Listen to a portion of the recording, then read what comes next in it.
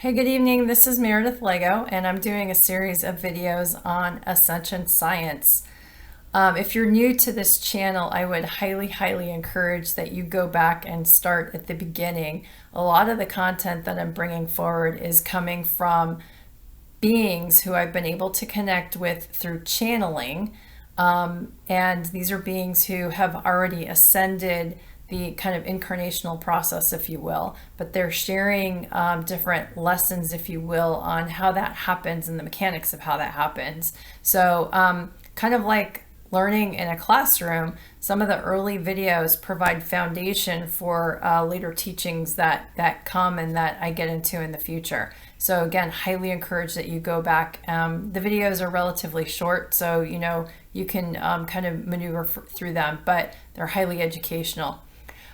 In this particular video, I had, I think in this session, a channeling with Ascended Master Hilarion, who much of the content comes from. And I asked him an interesting question about governing structures for different species. So my kind of question was, what's better, decentralized or centralized?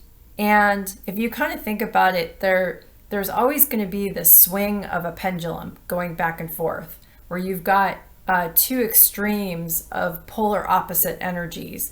And, if you've been following my videos, you'll see that being a recurring theme, that it's the polarity of extreme different energies that allow us to learn and grow in, in the kind of the holographic kind of universe that we live in, if you will. And it's through that our experiences and our frequency become mirrored back to us. So on the one extreme, you can have cold energy and hot energy, or love energy and hate energy, or depression energy and bliss energy. But you can also have the concept of centralized versus decentralized.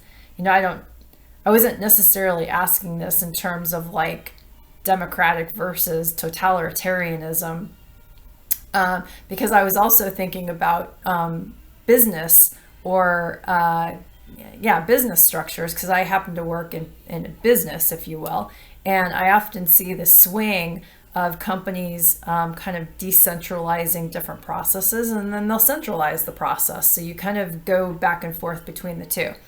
And so my question was, what governing structure is optimal for species or for beings? And it wasn't just humans. I was thinking about other species as well, like ants or something like that.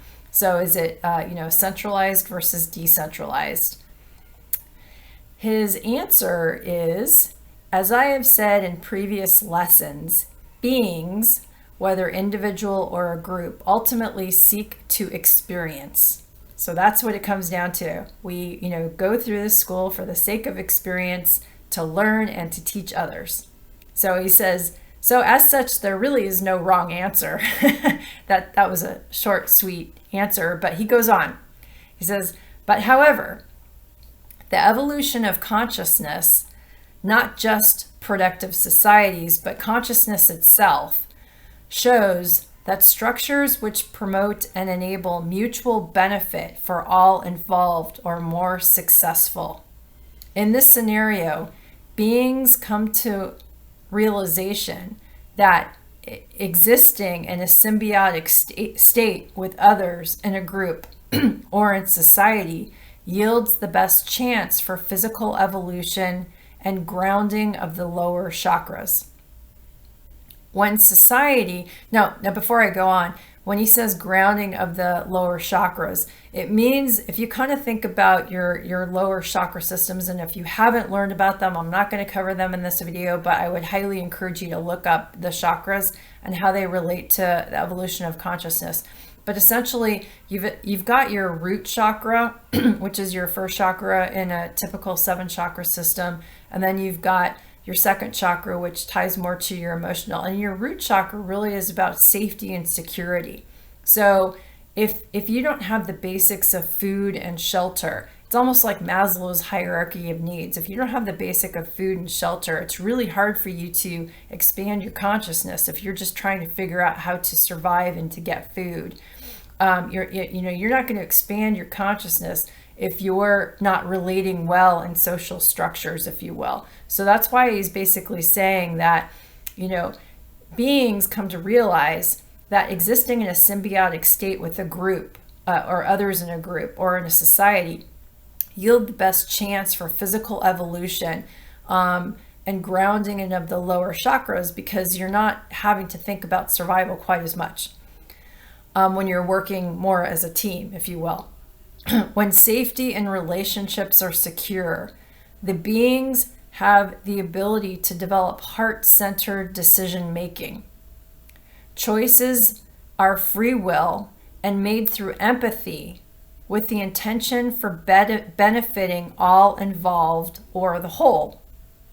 For you see, beings who evolve to this point in consciousness are at an understanding that in the one is the all, and in the all is the one. So, I don't know if you've ever been on a team before, but you can be an individual on a team, but you realize you are one team and you are one piece of one team, but you're really one team. Everyone and everything is source. So beings do not create structures which are detrimental or limiting to the evolution and growth of others in a group. All boats rise through that process. Often, this is more a decentralized governing structure, for it enables the growth in small pockets or clusters.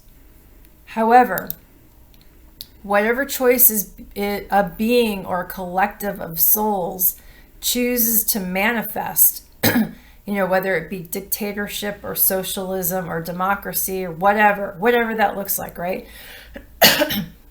He says that the pendulum tends to swing back and forth in cycles until a balancing of polarized energies is achieved. The neutral point comes when there is realization of no lack, limitation, separation, or limiting belief systems that would prevent a set of beings or a species or energy to coexist. So that's a really, really important point. Doesn't really matter what the form it takes, but you're going to get those swings until, everybody realizes that it's kind of pointless to make those swings. And that you realize that there's no need to live in fear. There's no need to live in lack. There's no need to understand or think of anybody else outside of you as being separate, because you're all one. And through that, you build an energy of coexistence. From an evolution of consciousness, eventually an individual manifestation becomes one with group consciousness. And in doing so, many must democratically, through free will choice, converge into one. There can be no dictatorship forcing decision. And I think this is really, really important, because when you kind of think about it, at least the way that I was thinking about it, I could read into his answer that all forms of, kind of governmental structures can work in his answer. And at the end of the day, his first sentence was, it really doesn't matter. You're here to experience. But I think what he's saying is the most important thing is that, and this goes on, one of the last videos I did, the most important thing is freedom, or free will of choice. Because that's what allows souls in order to determine what the right answer is. And you can't force that on anybody, because it'll create a resistance inside of the being. And that resistance ultimately will fracture the soul. If they're fighting against something, they have to choose to want to go down a path. And when you've got multiple beings kind of converging through free will choice into one particular path, that's the most powerful direction. So whether that path be, living under a totalitarian, extreme, or democracy, I would assume democracy might be the more beneficial answer, because it's going to support more of all boats rising. But that's essentially what he's saying is, and that's probably why he said usually a decentralized format is better, because it does encourage, all boats to rise equally through that process. Then essentially, that was kind of the end of the answer to that question of centralized versus decentralized. Now, what was pretty interesting is that I asked another question, so this is kind of a follow-on if you're interested. But when I am sleeping at night, I become more tuned in, to lucid dreaming, and actually experiencing the astral like dimension, if you will. And so there seems to be a lot of battles that are going on in kind of the astral dimension right now. And so I was asking why so many quote unquote light workers are experiencing battles in dream time over this last year, because not only have I been experiencing it, but others have been experiencing it as well. And so what he essentially said is that during this dream time state, the being's astral body or emotional body density body exists in that dimension. It's kind of a complex sentence, but he's saying, it's your emotional body / your astral body, and it exists in that dimension, which we associate with dream time. In the dimensional plane, many battles with lower astral beings are taking place. However, as this is the emotional body, the battle is really a dimensional manifestation of beings' polarized emotions coming to resolution. So essentially, you can't heal things if they don't start to rise to the surface. So, as we ascend, there's an unveiling process, but part of the unveiling process is sort of shadow or dark energies within us coming to the surface. They're sort of fractaled or distorted energies, emotions that probably have been buried deep from early childhood or from parallel lives that were just buried deep, and they have to come to the surface. And so essentially what he said is that as I've taught, both light and dark energies are equally source. So those energies and those emotions within you equally need to be loved and accepted. Lower astral beings are just another aspect of you that also seek connection. So love all aspects of you. And that ties to another video that I've done in the past, and it was titled Love All of You. But he basically said the same thing. And in this particular situation, I had a meditation experience where I saw myself sort of being surrounded by a bunch of black goo, and that freaked me out at the time because I was early on in my kind of awakening experience. But it was a really good reminder that essentially as sort of you're wakening up and you're accreting more light at the same time, until you've really worked on the complete union of your magnetic and electrical energies, if you will, you're going to get some of the dark rising equally. And a lot of the dark comes, it's really these shadow aspects within us, within all of us. And they certainly exist in different dimensional planes of consciousness, but they're also kind of coming to the surface as well and kind of rising up. And it's through this that we'll be able to see it now. At first, most people get freaked out about this, but essentially, you have to love it because it's equally part of source, and you have to work on healing this aspect as well. And you can't heal it if you don't know about it, if you don't see it.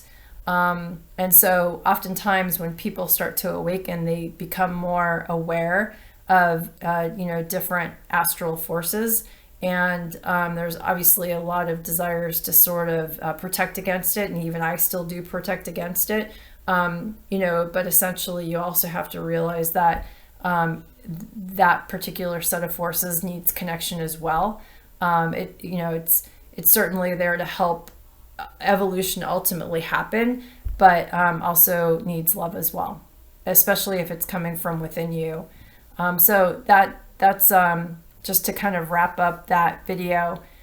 Completely different topics, I realized, but it was part of the same channeling session, so I wanted to share it. Hope this, again, helps you with your ascension journey. And with that, I will wish you a good night. Thanks. Bye.